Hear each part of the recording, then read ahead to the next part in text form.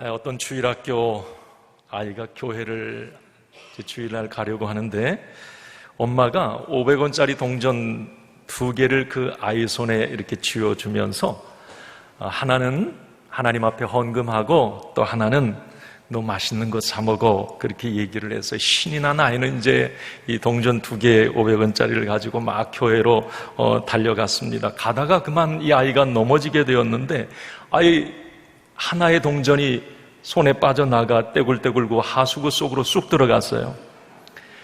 그것을 보고 있던 아이가 이렇게 말을 합니다. 에이, 하나님께 드릴 헌금이 하수구 속으로 들어갔네.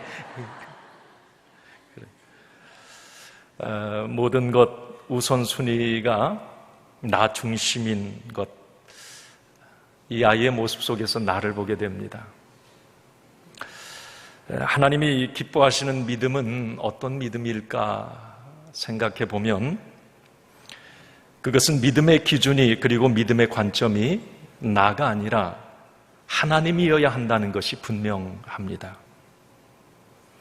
내 뜻이 아니라 하나님 뜻이 우선이고 내 경험과 지식보다는 하나님의 말씀이 우선되어야 한다는 것이지요. 이게 성경적 믿음관입니다. 헌금 생활도 마찬가지라는 생각을 해보았습니다. 우리가 헌금을 드릴 때도 많든 적든 내가 원하는 헌금이 아니라 하나님이 기뻐 받으시고 하나님이 원하시는 그런 헌금을 드려야 한다는 거죠. 믿음으로 드려야 한다는 겁니다. 창세기 4장 말씀에 보면 이 가인과 아벨, 이 형제가 하나님 앞에 제물을 드린 이야기가 나옵니다. 이걸 좀 현대판으로 바꿔보면 형제가 하나님 앞에 헌금 드린 이야기예요. 그게 창세기 4장 말씀에 나오게 되는데 우리가 내용은 잘 압니다. 형 가인은 농사 짓는 사람이었기 때문에 곡식을 하나님 앞에 헌금으로 드렸어요. 아우 아벨은 양을 치는 목자였기 때문에 양을 잡아 하나님 앞에 그걸 양을 헌금으로 드립니다. 결론은 하나님은 가인의 곡식 받지 않으시고 아벨의 양을 받으세요. 이걸 쉽게 표현하자면 하나님은 가인의 헌금을 받지 않으시고 아벨이 드린 헌금을 받으십니다. 왜 그러셨을까? 그 뒤에 이어지는 성경에는 이유와 설명이 따로 나오질 않습니다. 그냥 여러 가지 설만 있을 뿐이에요. 그러나 히브리서 11장 4절에 보면 하나의 단서를 제공하고 있는데 여기에 보면 이런 내용이 나옵니다. 우리 한번 스크린을 보며 같이 읽겠습니다. 히브리서 11장 4절입니다. 같이 읽습니다. 시작. 믿음으로 아벨은 가인보다 더 나은 제사를 하나님께 드림으로 의로운 자라 하시는 증거를 얻었으니 하나님이 그 예물에 대하여 증언하심이라. 그가 죽었으나 그 믿음으로써 지금도 말하느니라. 히브리서 11장은 우리가 가히 믿음장이라고 얘기를 해요. 그래서 히브리서 11장에 보면 믿음의 거성들이 거기에 다 등장을 합니다. 믿음이라고 하는 명예의 전당에 이름을 올릴 많은 우리가 잘 아는 그런 이 믿음이 훌륭했던 분들. 그런데 그 믿음장의 첫 번째로 이름이 등장하는 게 아벨입니다. 그 뒤에 에녹, 노아, 아브라함, 그 뒤에 나와요. 자, 믿음장의 첫 번째로 나온 이 아벨. 우리가 아까 창세기 4장 말씀에 하나님이 가인의 헌금을 받지 않으시고 아벨의 헌금을 받으셨다.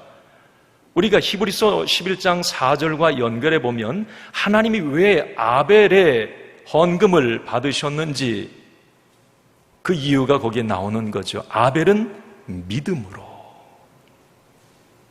믿음으로 하나님께 드렸다. 이 믿음으로라고 하는 이 단어 속에는 여러 가지가 포함이 되어 있겠습니다.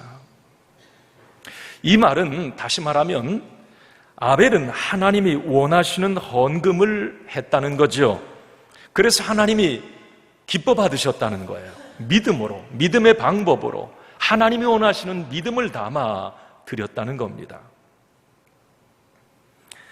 결국 우리가 이 성경적 사건을 통해서 알 수 있는 것은 우리가 다 하나님께 헌금을 적든 많든 드리고 있지만 하나님이 기뻐 받으시는 헌금이 있고 하나님이 기뻐 받지 않는 헌금이 있다는 것을 창세기 4장 말씀을 통해 알게 됩니다. 그런데 이 이야기는 창세기 4장 말씀에만 나오는 것이 아니라 헌금에 관한 하나님이 받으시는 예물이 있고 제사가 있고 하나님이 받지 않는 예물이 있고 제사가 있다. 이 이야기는 레위기 그리고 말라기 예수님의 말씀 속에 복음서에 일관되게 나오는 이야기입니다. 하나님이 받으시는 예물, 예배, 제사, 봉헌 하나님이 받으시는 게 있고 멸시하는 게 있다는 거예요. 제가 신앙 베이직 시리즈에 좀 예민한 이 헌금이라고 하는 주제를 넣은 이유도 여기에 있습니다. 기왕에 우리가 하나님 앞에 드릴 바에야 하나님이 받으시는 헌금을 했으면 좋겠다라고 하는 거죠. 따라서 저는 우리 그리스도인들이 헌금의 문제가 예민하고 부담스러운 주제이니까 쉬쉬하고 그냥 숨기고 덮고 갈 문제가 아니다라는 생각을 제가 갖게 됩니다. 사실 목회자로서 성도들이 부담스럽게 생각하는 어떤 이 헌금에 관한 이 주제를 다루기가 참 죄송한 생각이 들기도 하고요. 상당히 목회자에게도 부담스러워요. 그런데 한편으로 생각해 보면 목회자의 책임 가운데 하나가 우리 성도들이 하나님 앞에 헌금을 드릴 때에 성경적, 다시 말하면 아벨의 어떤 드린 제사 헌금처럼 하나님이 기뻐 받으시고 또 하나님께서 그 예물 위에 복을 주시는 그 물권의 복을 우리 하나님의 자녀들이 받아야 된다. 이것을 올바로 성경적으로 가르치는 것이 목사의 책임이라고 저는 또 생각을 합니다. 사실 보면 우리 주일교회 성도들 참 힘에 겹도록 최선을 다해 헌금 생활 하시는 분들이 대다수입니다. 참 목회자로서 감사하고 고맙다는 생각을 좀 많이 해봤고요. 입장 바꿔서 제가 목회자지만 만약에 제가 목회자가 아니고 평신도라면 저렇게 헌금 생활을 할 수 있을까라는 생각이 들 정도로 정말 정성껏 하나님 앞에 예물을 드려 봉헌하는 분들이 참 많아요. 못하시는 분들이야 나름대로 어떤 사정들이 있으실 겁니다. 제가 오늘 이 말씀을 헌금에 관한 설교를 이 신앙 베이직 시리즈 이 설교에서 아주 기본이 되는 부분이기 때문에 오늘 이 말씀을 드리는 것은 어쩌면 헌금에 관한 설교는 헌금을 못 하시는 분들을 헌금하게 하는 그런 내용이 아니라 사실 그런 생각이 들더라고요. 헌금 생활을 지금 잘하고 계신 분들을 향한 축복의 권면이다. 이렇게 여러분들이 들으시면 되겠습니다. 이런 면에서 우리 성도의 입장에서는 강단에서 헌금 이야기를 하면 마음문 닫고 부담스러운 이야기로만 치부할 게 아니라 내가 기왕에 하나님 앞에 헌금을 드리는데 어떻게 하면 하나님이 기뻐하시는 헌금을 드릴 수 있을까 고민하고 또 오늘 말씀을 나를 향한 어떤 축복의 권면으로 여러분들이 이해하고 받아들였으면 좋겠습니다. 지난 시간에 나눈 말씀, 우리가 어떻게 헌금을 하나님 앞에 드려야 할까 잠깐 좀 복습을 하고 이제 오늘 말씀으로 이어가도록 하겠습니다. 여러분, 헌금 드리는 자의 자세, 그 첫 번째는 그겁니다. 한번 따라해 볼까요? 저기 한번 같이 읽어봅시다. 시작. 그 마음이 정한 대로 드려야 합니다. 제가 지난 시간에 말씀드렸어요. 우리가 하나님 앞에 적든 많든 하나님 앞에 무언가를 드릴 때 마음이 없는 헌금을 드리면 안 된다. 이거예요. 감사하는 마음을 거기에 꼭 담아드려라. 주님 감사합니다. 주님의 은혜입니다. 주님 너무 고마워요. 감사합니다. 이런 마음으로 하나님 앞에 헌금을 드려야 된다는 거지요. 또 하나는, 두 번째는 그거죠. 한번 같이 읽어볼까요? 시작. 인색함으로나 억지로 드리지 말아야 합니다. 이건 뭘 말합니까? 아까운 마음으로 드려서는 안 된다는 거죠. 마지못해서 억지로 드려서는 안 된다는 거예요. 체면 때문에 직분 의식해서 드려서도 안 된다는 겁니다. 정말 받은 은혜에 감사하고 주신 은혜에 감사해서 자발적으로 드리는 것, 이게 헌금이어야 한다는 거예요. 세 번째는 이런 거죠. 한번 같이 읽습니다. 시작. 즐겁게 기쁘게 드려야 합니다. 그래요. 내가 하나님 앞에 헌금을 드릴 때는 기분 나빠서 어떤 속상한 마음으로, 내키지 않은 마음으로 드리면 안 되는 거죠. 드릴 수 있다는 것이 감사하고, 또 나의 헌금이 하나님의 나라 확장에 아주 귀하게 쓰임받는다고 하는 것을 생각하면서 기쁜 마음으로 하나님 앞에 드릴 수 있어야 된다는 거예요. 네 번째는 이거였어요. 한번 봅시다. 시작. 미리 준비하여 드려야 합니다. 그래요. 우리가 미리 준비한다는 것은 거기에 기도의 제목을 담는다는 거예요.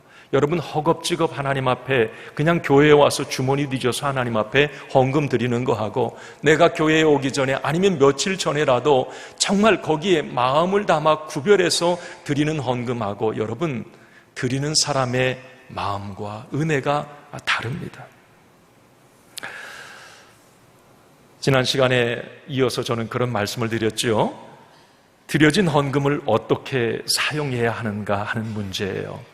우리 주일교회가 이제 여러분들이 기도 제목 담아드린 그 귀한 헌금 이렇게 사용하길 원해요. 그렇게 사용이 또 되어질 거예요. 그 첫 번째가 그거예요. 같이 읽습니다. 시작. 하나님이 쓰시고자 하는 곳에 쓰여져야 합니다. 내가 원하는 것이 아니에요. 목사가 원하는 것이 아닙니다. 하나님이 원하시는 곳에 여러분들의 드려진 헌금은 귀하게 쓰여져야 합니다. 왜? 성도의 헌금은 기도가 담긴 것이기 때문에 그렇습니다. 구별된 성물이기 때문에 그래요. 또 하나, 두 번째는 헌금은 이렇게 사용되어져야 되죠. 같이 읽습니다. 시작. 하나님이 원하시는 곳으로 흘러보내야 합니다. 내가 원하는 것이 아니라 하나님이 원하시는 것.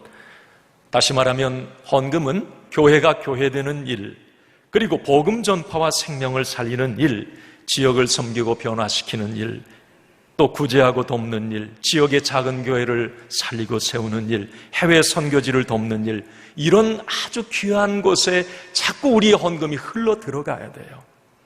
헌금은 쌓아놓는 게 목적이 아니에요. 통장 잔고 늘려가는 게 헌금의 목적이 아닙니다. 헌금은, 하나님께 드리는 헌금은 귀한 곳에 자꾸 흘러가야 돼요. 생명이 살아나고, 교회가 힘을 얻고, 선교지에 선교사들이 힘을 얻고, 그 일 하라고 하나님께서 교회에도 물권의 복을 주시는 거예요. 그래야 드린 성도들이 복을 받고 교회가 건강해지는 거지요. 자, 오늘 이제 저는 이 신앙베이직 헌금에 관한 두 번째 말씀.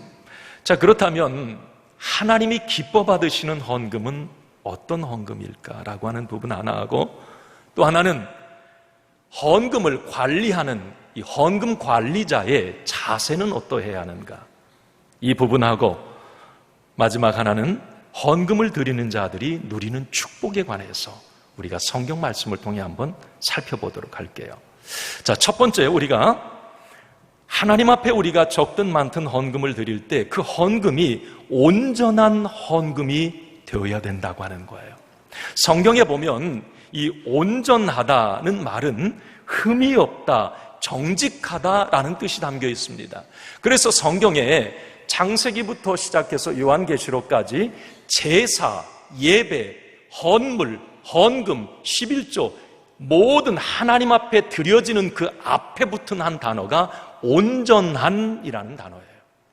온전한 제사, 온전한 헌신, 온전한 11조, 온전하다는 말이 거기에 많이 붙어 있어요. 자, 그러면 하나님께 드려지는 모든 것들은 온전해야 된다는 거예요. 흠이 없어야 된다는 거죠. 정직해야 된다는 거예요. 이걸 쉽게 말하면 온전한 헌금을 하나님 앞에 드린다라고 하는 것은 흠이 없는 헌금, 올바른 헌금, 정직한 헌금을 올려드린다, 그런 의미이겠습니다.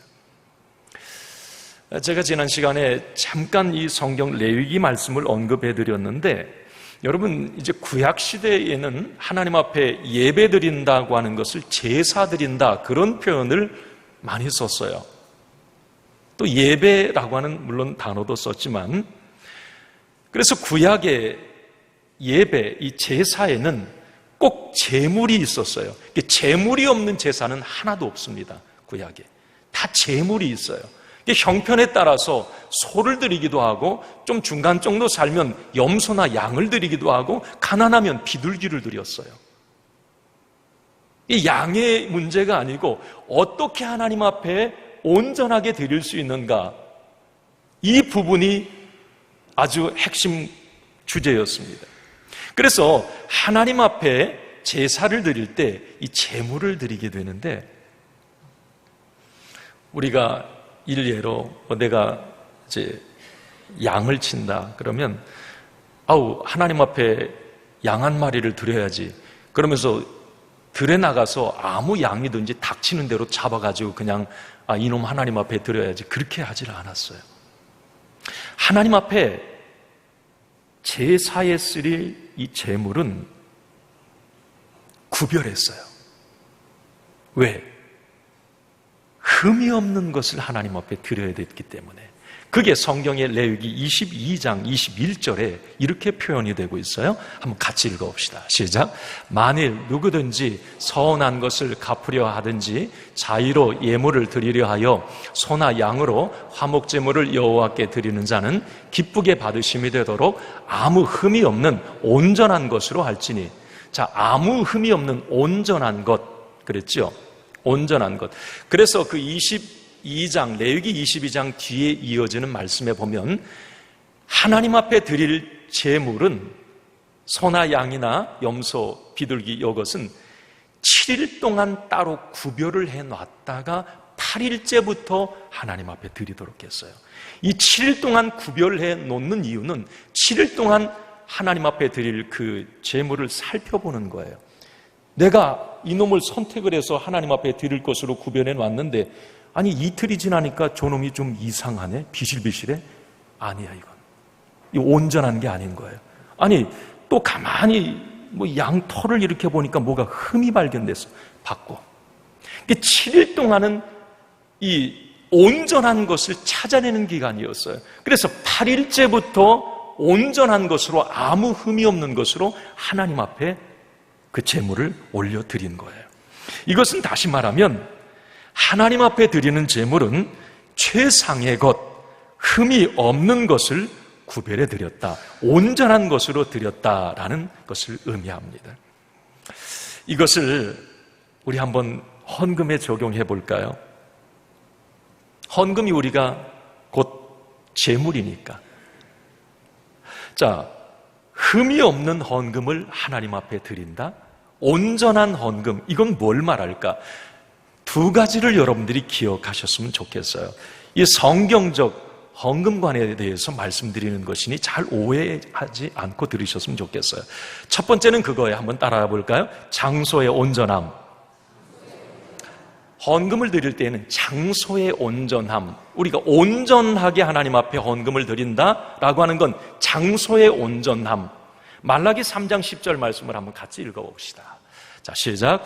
만군의 여호와가 이르노라, 너희의 온전한 11조를 창고에 들여 나의 집에 양식이 있게 하고 그것으로 나를 시험하여 내가 하늘 문을 열고 너희에게 복을 쌓을 곳이 없도록 붙지 아니하나 보라. 자, 온전한 11조에 대해서 얘기하면서 그 뒤에 이런 말이 나와요. 나의 집에 양식이 있게 하고, 나의 집에 양식이 있게 하라. 너의 온전한 11조가 나의 집에 있게 하라. 이 말씀입니다. 다시 말하면 우리가 하나님 앞에 헌금을 드릴 때에 그게 어떤 헌금이 됐든지 나의 집에 드리는 헌금, 나의 집에 양식이 있게 하는 그 헌금이 온전한 헌금이라는 거죠. 이걸 좀 다르게 표현하면 온전한 헌금이라고 하는 것은 내가 말씀의 꼴을 먹는 나의 집에 드려져야 한다는 거예요. 내 영혼을 위탁하고 살아가는 내 교회, 내가 지금 예배드리고 섬기는 나의 교회, 나의 집에 양식이 있게 해야 한다는 거예요. 온전한 11조가.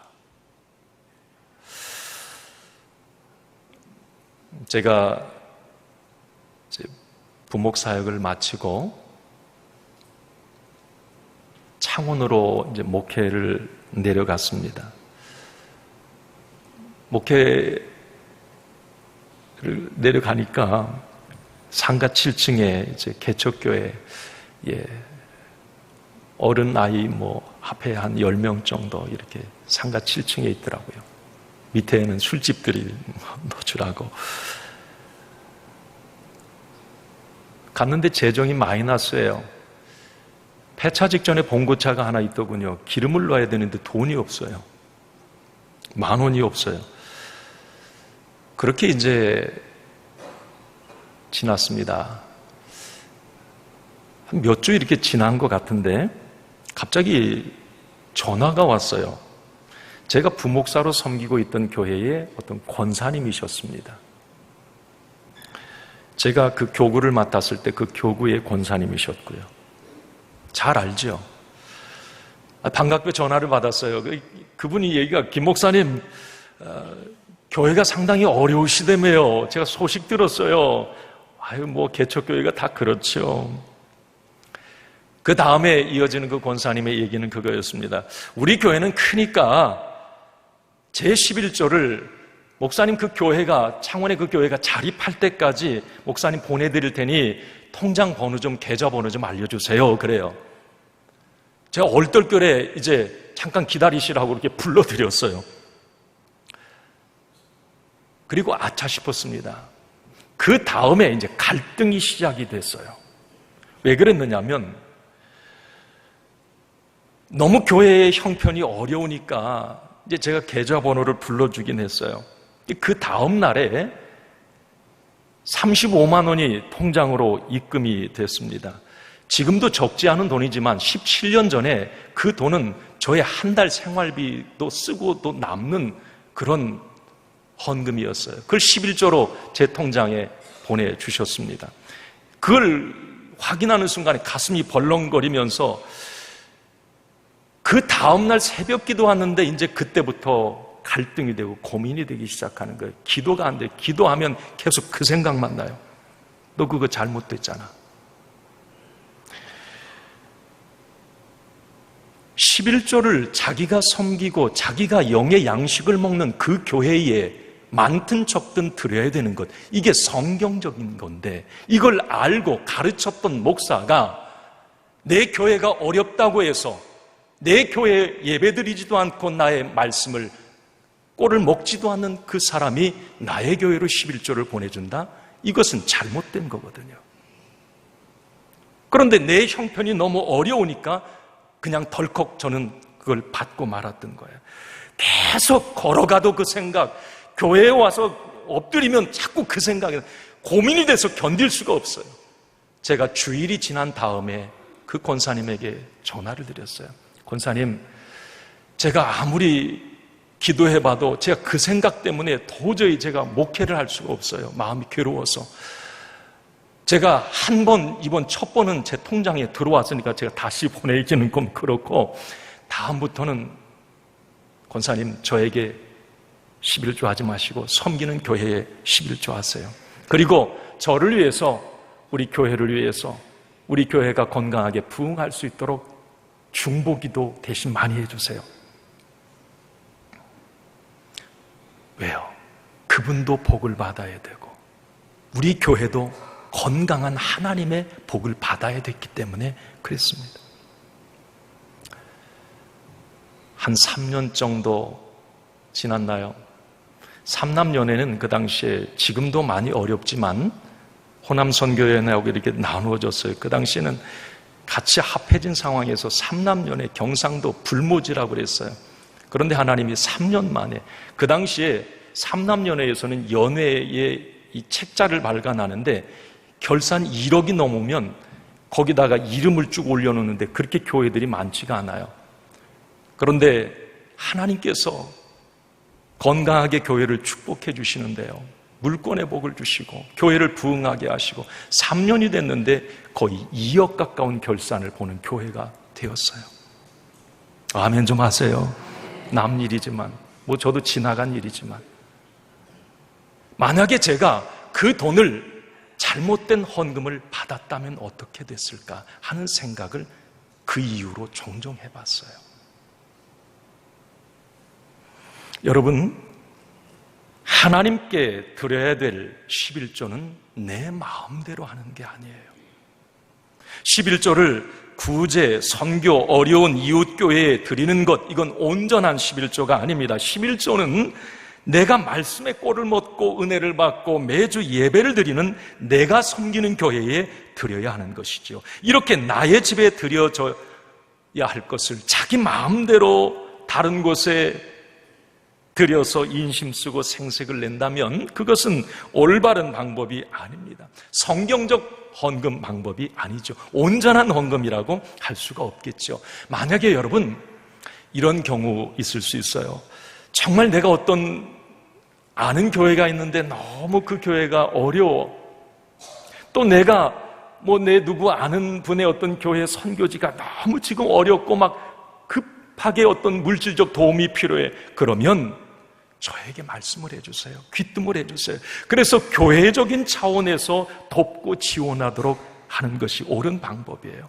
그래야 선교하는 교회도 복을 받고 선교받는 교회도 떳떳하고 드린 헌신자도 떳떳하고 복을 받는 거예요. 이걸 꼭 기억하세요. 저는 여러분들의 헌금이 있어도 되고 없어도 돼요. 저하고는 별로 그렇게 상관은 없어요. 그러나 하나님께 드릴 적든 많든 어쨌든 헌금이라면 장소의 온전함을 꼭 기억하셔서 하나님 앞에 드리세요. 또 하나는 여러분, 온전한 헌금이란 뭘 말하느냐면 우리가 온전한 것을 하나님 앞에 드린다라고 그랬을 때 양적인 온전함을 우리가 한 가지 잊지 말아야 돼요. 이 양적인 온전함은 정확하게 말하면 어떤 11조에 관한 부분에 해당된다고 해도 틀린 말은 아닙니다. 여러분, 우리가 대체적으로 하나님 앞에 이제 헌금을 할 때 일반 헌금은 내 마음대로 내가 정한 대로 드리면 돼요. 자발적으로 하나님 앞에 드리는 거예요. 누가 이 헌금 하세요 강요할 수도 없고요. 강요해서도 안 되는 거예요. 쉽게 말하면 일반적인 헌금, 주일 헌금이나 감사 헌금, 선교 헌금, 기타 헌금, 어떤 명목으로 드리는 것은 내가 정해서 내 마음대로 하나님 앞에 정한 만큼을 드리는 거예요. 비둘기를 드릴 수 있는 거고 소를 드릴 수도 있는 거예요. 그 양의 관계가 아니에요. 양의 문제가 아니에요. 일반 헌금은. 그런데 이 11조만은 하나님이 성경에 딱 갖다가 명시를 해놔버렸어요. 이건 내 마음대로가 아니라 하나님이 정한 대로 드리라는 거예요. 다른 것은 네가 다 알아서 하지만 이 11조만은 하나님이 정한 대로 드려라. 창세기 말씀에 14장에 레위기 27장, 신명기 14장, 말라기 3장 10절 말씀에 여러 부분에 이 11조에 관한 얘기가 나와요. 우리가 일례로 한 곳을 보면 레위기 27장 30절에 이런 말씀이 있어요. 한번 같이 읽습니다. 시작. 그리고 그 땅의 10분의 1 곧 그 땅의 곡식이나 나무의 열매는 그 10분의 1은 여호와의 것이니 여호와의 성물이라. 저건 이 모세 오경에 그냥 하나님이 딱 명령을 해버렸어요. 여기뿐만이 아니에요. 이건 뭘 말하느냐면 이 11조 헌금은 내가 정해서 드리는 것이 아니라 하나님이 정하신 말씀대로 드리라는 거지요. 그래야 그게 온전한 11조가 되고 하나님이 기뻐하시는 헌금이 된다는 거예요. 이게 양적인 온전함이에요. 목회하면서 이 많은 성도들이 이게 11조 이렇게 하나님 앞에 여러분도 드리시잖아요. 그런데 이렇게 보면 대체적으로 내가 정한 11조를 하나님 앞에 드리는 경우가 참 적지 않습니다. 내 기준, 내 형편, 내 처지에 맞게 내가 정한 액수를 그냥 드려요.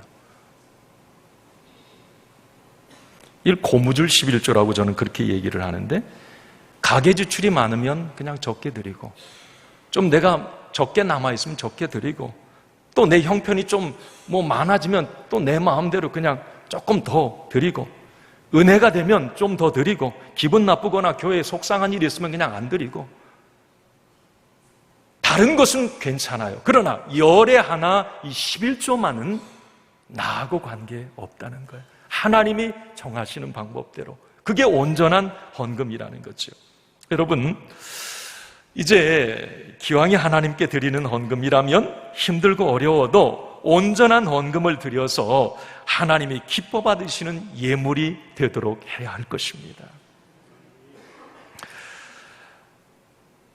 자, 그러면 여러분들이 드린 기도의 제목이 담겨진 그 귀한 헌금은 어떻게 관리되어져야 하는가? 제가 이건 재정부원 교육할 때 일부 교육을 했습니다.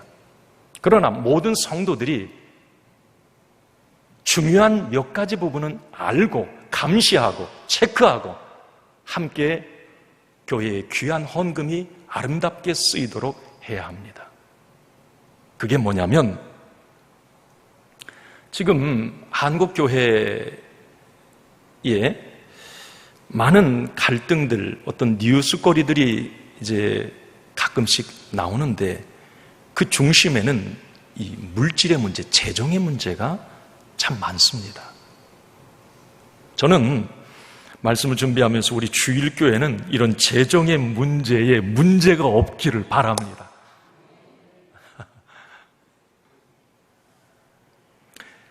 재정의 문제가 생기는 그 이유 가운데 하나가 불투명한 재정이에요. 공개되지 않은 부분 때문에 그렇습니다. 여러분, 만약에 교회의 재정이 투명하고 공개될 수 있다면 교회 재정은 문제가 없는 거예요. 그런데 떳떳하게 공개가 되지 못한다. 그것은 잘못된 숨겨진 부분이 있기 때문에 그런 거예요. 대원칙은 뭐냐면 교회의 재정은 모든 성도들에게 투명해야 한다는 겁니다. 숨기지 말아야 된다는 거지요. 숨김이 있어서는 안 된다라고 하는 거예요. 또 하나, 여러분들이 드린 귀한 헌금, 그 온전한 헌금은 투명해야 될 뿐만이 아니라 교회의 본질적 사역에 귀하게 쓰임받아야 된다. 교회의 본질적 사역 이외에 사용되어지는 일이 없도록 해야 된다고 하는 거예요. 이건 뭘 말하느냐면 정당한 방법으로 올바른 곳에 사용되어져야 된다라고 하는 거죠. 예를 들면 이런 경우가 있었어요. 여러분들도 이따금 어떤 교회의 재정의 문제, 갈등의 문제를 풍문으로도 들었을 수도 있고 뉴스를 통해 접했을 수도 있는데, 제가 들은 어떤 한 교회 이야기는 목회자와 이 재정부장이 모의를 해요. 그래서 그 헌금으로 주식 투자를 한 거야. 투자를 할 때, 야, 주식이 올라가면 되지. 그래서 이윤을 남겨서 우리 교회 재정이 늘어나면 되잖아. 그런데 여러분, 어떠세요? 주식이 맨날 올라가나요?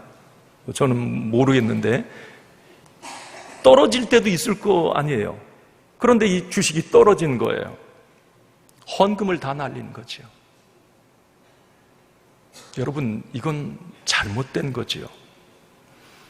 이천의 모 교회, 제 동기 목사의 교회 이야기입니다. 교회 재정부장 장로님이 이중장부를 만들었어요. 교회의 헌금을 자신의 쌈짓돈 다루듯이 아들 집 사주는 데 갖다 보태주고, 땅 사는 데 좀 갖다 보태고, 그리고 무슨 생각을 했느냐면 채워놓으면 되지. 그런데 그게 나중에 들통이 난 거예요. 이천 모 지방에서 그 장로님은 제명이 되고 말았어요. 다 드러나고. 우리 교회는 절대 안 그럽니다. 우리 교회 장로님은 철저하게 제가 우리 장로님한테 이 부분은 말씀을 드렸거든요. 교회의 본질적 사역 이외에 헌금이 사용되어지는 일이 없어야 된다는 걸 말씀을 드려요. 제가 우리 교회에 부임하면서 각 부서나 또 어떤 위원회나 교회 헌금이 사용되는 곳에는 투명해야 된다. 이 부분을 계속 거듭 강조를 했습니다. 하나님 앞에 우리 성도들이 피 같은 돈을 헌금으로 드린 거예요. 그것을 집행하고 사용함에 있어서 각 부서 어떤 위원회 투명하게 꼭 필요한 곳에 2번, 3번 생각하고 사용해야 된다고 제가 말씀을 드리는 거예요. 그래서 어떤 부분에 여러분 교회의 예산은 사실 필요가 없어요. 여러분 깜짝 놀라셨을 텐데 하나님이 더 주실 수도 있고 못 주실 수도 있어요. 그리고 투명하려면 내가 쓴 만큼 영수증을 첨부해서 받으면 되는 거예요. 예를 들어서 예산이 이만큼 정해졌어요. 그런데 세상 사회는 그래요. 예산 남았네. 야 우리 밥 사 먹고 이것도 쓰고 예산이 아직도 남았어.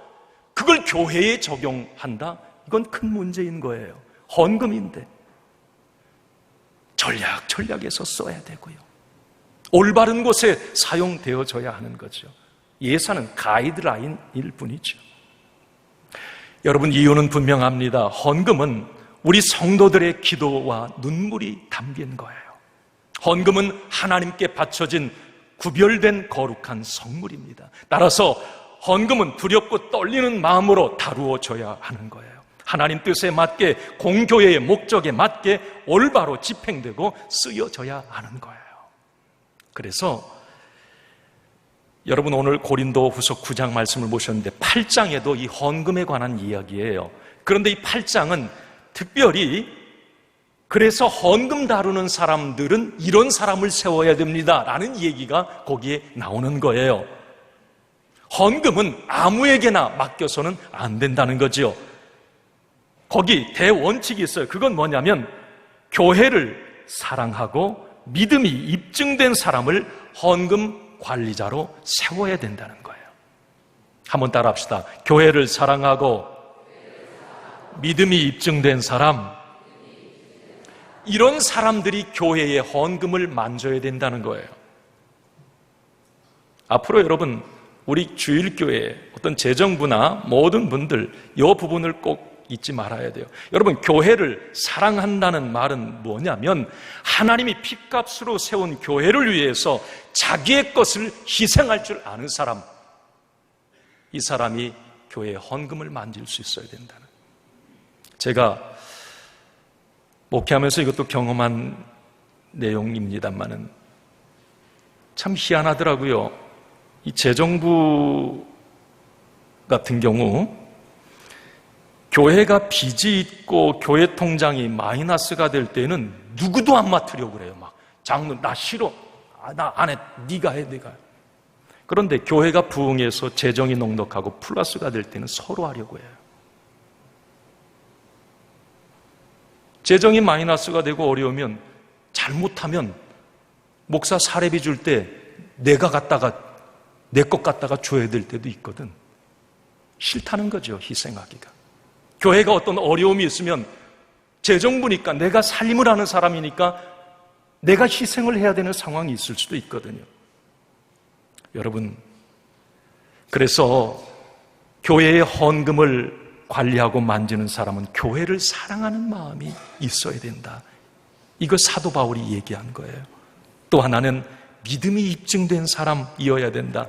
이건 뭘 말하느냐면 교회의 헌금을 맡아 관리하는 사람들은 믿음의 논리, 믿음의 관점을 가진 사람이어야 된다는 거예요. 여러분 보세요.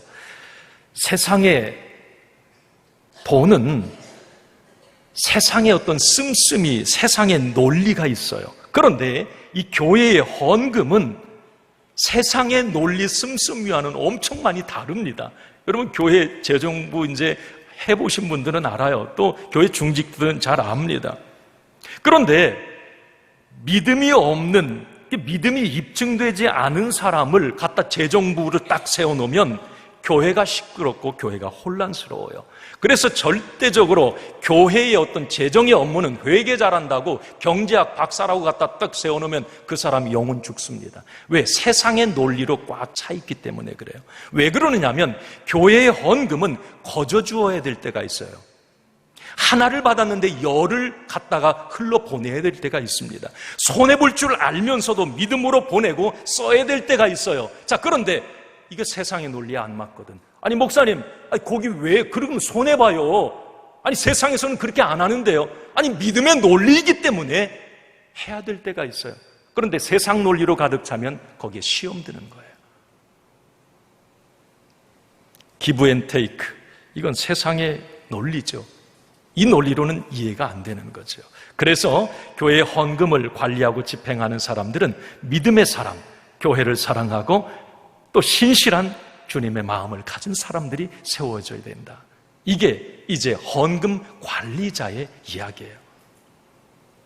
자, 마지막으로 이제 헌금을 드린 자들이 누리는 축복, 오늘 6절에서 10절 말씀에 그 이야기가 나옵니다. 이제 여러분 한번 6절 말씀을 읽겠습니다. 자, 6절 시작. 이것이 곧 적게 심는 자는 적게 거두고 많이 심는 자는 많이 거둔다 하는 말이로다. 한번 따라합시다. 심는 대로 거둔다. 이게 오늘 이제 본문의 그 이야기예요. 여러분 세상 만사 어때요? 교회 안 다니는 사람도 심는 대로 거둔다 이 이야기를 해요. 그런데 성경에 많은 부분에도 심는 대로 거둔다라고 하는 영적 이 원리에도 이 부분을 동일하게 적용을 합니다. 많은 간증이 있습니다만은 확실한 것은 제가 인생 살아보면서 경험한 결론을 내리자면 여러분 정말 심은 대로 거둬요. 나쁜 거 심으면 반드시 그 사람 나쁜 거 거두고요. 좋은 거 심으면 좋은 것 거두고, 적게 심으면 적게 거두고, 많이 심으면 많이 거둬요. 또 하나 제가 느낀 것은 하나님 앞에 정직하고 올바른 생활, 하나님이 기뻐하시는 헌금 생활을 해서 망하거나 잘못된 사람을 저는 못 봤습니다. 그런 분이 있으면 좀 얘기를 해주세요. 이단에 빠진 사람 말고. 하나님께서는 오늘 사도 바울을 통해서 심은 대로 거둔다.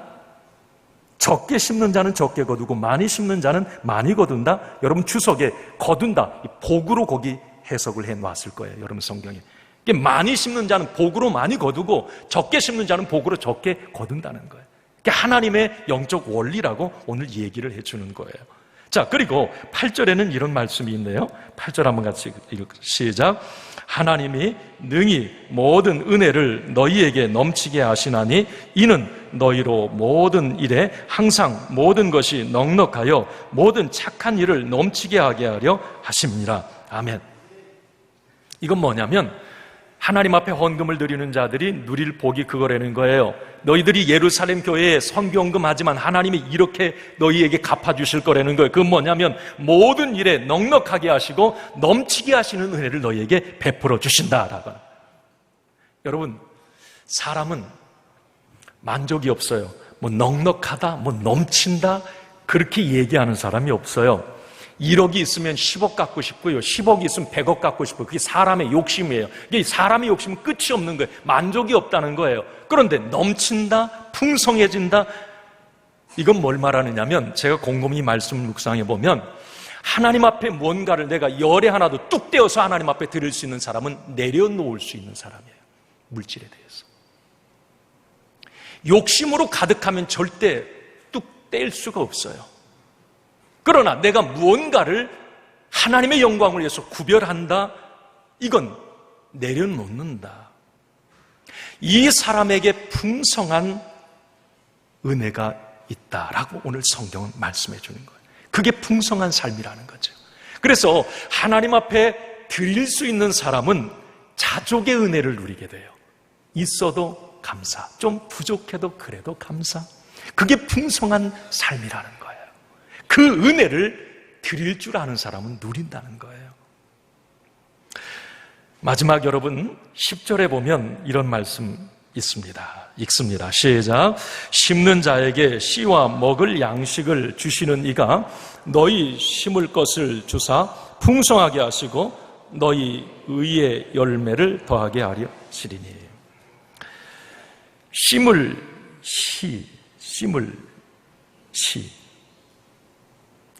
것을 너희에게 주신다.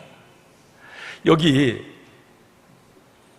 심을 씨, 종자를 주시는 분, 심는 자에게 씨와 먹을 양식을 주시는 이분은 하나님이신 거예요. 자, 그러면 여러분 여기 씨라고 하는 부분은 어떤 근원, 이 출발을 말해요.